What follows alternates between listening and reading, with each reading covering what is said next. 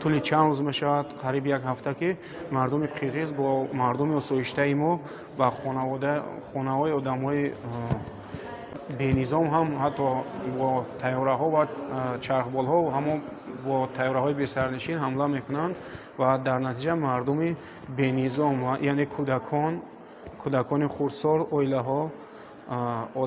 اویله های کلانسال هم همین ها ضرر میبینند.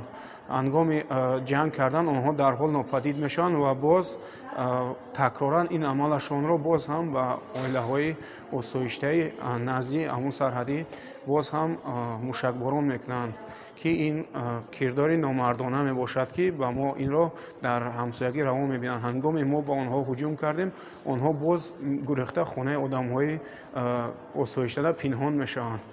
جنگ باید این خیلی نباشد، جنگ باید با نظام باشد، اما آنها حق ندارند با ما جنگ کنند زیرا در زمین های ما اقامت میکنند.